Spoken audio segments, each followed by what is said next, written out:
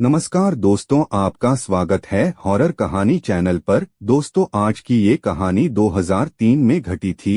तो चलिए बढ़ते हैं आज की कहानी की ओर। हिमालय की तलहटी में बसा एक छोटा सा गांव जिसका नाम था निशाचरपुर। यह गांव अपनी खूबसूरती के लिए नहीं बल्कि अपनी भूतिया कहानियों के लिए मशहूर था।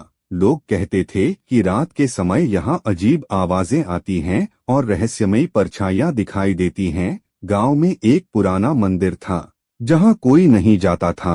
माना जाता था कि उस मंदिर में आत्माओं का वास है। अशोक एक युवा पत्रकार जिसने हाल ही में अपने करियर की शुरुआत की थी, इस गांव की कहानियों से आकर्षित हुआ। वह हमेशा से ऐसी रहस्यमयी जगहों पर जाकर उनके बारे में सच्चाई जानने का शौकीन था। अशोक ने निशाचरपुर जाने का फैसला किया और वहां के रहस्यों को उजागर करने की ठानी। अशोक ने गांव के बारे में सारी जानकारी जुटाई और एक दिन निशाचरपुर के लिए रवाना हो गया। गांव में पहुंचते ही उसे एक अजीब सा एहसास हुआ। गांव में एक अनजान सा सन्नाटा था, जैसे कि वहां कोई न हो। गांव के लोगों ने अशोक को देखा और तुरंत अपने घरों में चले गए। अशोक ने गांव के सरपंच रमेश चौधरी से मिलने का फैसला किया। रमेश चौधरी एक बुजुर्ग व्यक्ति थे जिन्होंने गांव की हर कहानी और रहस्य को देखा और सुना था। अशोक ने उनसे भूतिया कहानियों के बारे में पूछा। रमेश चौधरी ने गंभीरता से कहा, बेटा, इस गांव में बहुत कुछ हुआ है। यह गांव कभी खुशहाल था, लेकिन कई साल पहले यहाँ एक बड़ी त्रासदी हुई। गांव के कई लोग रहस्यमय तरीके से गायब हो गए। तब से इस गांव को अभिशप्त माना जाने लगा। रात के समय यहाँ अजीब घटनाएं होती हैं। अशोक ने रमेश चौधरी की बातों को ध्यान से सुना और गांव में रात बिताने का फैसला किया। उसने एक पुरानी हवेली में रात गुजारने का निर्णय लिया, जो गांव के बीचों बीच स्थित थी। हवेली के अंदर प्रवेश करते ही अशोक को एक अजीब सी ठंडक महसूस हुई। रात के समय हवेली के अंदर अजीब आवाजें आने लगीं। अशोक ने अपनी रिकॉर्डर चालू की और आवाजों को रिकॉर्ड करने लगा। अचानक उसे एक परछाई दिखाई दी जो हवेली के एक कोने में गायब हो गई।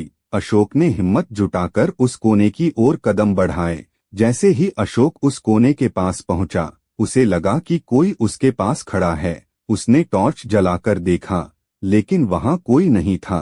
अचानक उसे लगा कि किसी ने उसके कंधे पर हाथ रखा है। उसने तेजी से मुड़कर देखा, पर वहां कोई नहीं था। अशोक का दिल तेजी से धड़कने लगा। उसने खुद को संभाला और हवेली के दूसरे हिस्से में जाने का फैसला किया। उसे एक पुरानी पुस्तक मिली जिसमें गांव की कहानियों का वर्णन था। उसने पुस्तक को ध्यान से पढ़ना शुरू किया। पुस्तक में लिखा था कि कई साल पहले इस गांव में एक जमींदार रहता था जिसका नाम था ठाकुर वीरेंद्र सिंह। वीरेंद्र सिंह एक बहुत ही क्रूर व्यक्ति था। उसने गांव के कई लोगों को परेशान किया और उनकी जमीनें हड़प लीं। एक दिन गांव वालों ने मिलकर उसे सजा देने का फैसला किया। उन्होंने वीरेंद्र सिंह को उसके ही हवेली में बंद कर दिया और उसे जिंदा जला दिया। उस दिन के बाद से वीरेंद्र सिंह की आत्मा ने गांव को अभिशप्त कर दिया। लोग कहते थे कि उसकी आत्मा आज भी उस हवेली में भटकती है और बदला लेने के लिए तैयार रहती है। अशोक ने उस कहानी को पढ़ा और समझा कि इस गांव में हो रही अजीब घटनाओं के पीछे वीरेंद्र सिंह की आत्मा का हाथ हो सकता है। उसने तय किया कि वह इस रहस्य को पूरी तरह से उजागर करेगा। उसने गांव के कुछ बुजुर्गों से बातचीत की और उनके अनुभवों को जानने की कोशिश की। बुजुर्गों ने बताया कि उन्होंने कई बार वीरेंद्र सिंह की परछाई को गांव में भटकते हुए देखा है। उन्होंने अशोक को चेतावनी दी कि वह इस मामले में ज्यादा गहराई में न जाए, क्योंकि इससे उसकी जान को खतरा हो सकता है। अशोक ने चेतावनी को नजरअंदाज किया और उस रात हवेली में वापस जाने का फैसला किया। उसने अपने कैमरे और रिकॉर्डर को तैयार किया और हवेली में दाखिल हो गया। हवेली के अंदर का माहौल बहुत डरावना था। उसने अपने कैमरे को चालू किया और हर कोने की जांच करने लगा। अचानक हवेली में एक जोरदार आवाज हुई और दरवाजे अपने आप बंद हो गए। अशोक ने चारों ओर देखा, लेकिन उसे कुछ नहीं दिखा। तभी एक भयानक परछाई उसके सामने प्रकट हुई। वह वीरेंद्र सिंह की आत्मा थी। वीरेंद्र सिंह की आत्मा ने अशोक को घूरते हुए कहा, तुम्हें यहाँ नहीं आना चाहिए था, यह जगह तुम्हारे लिए नहीं है।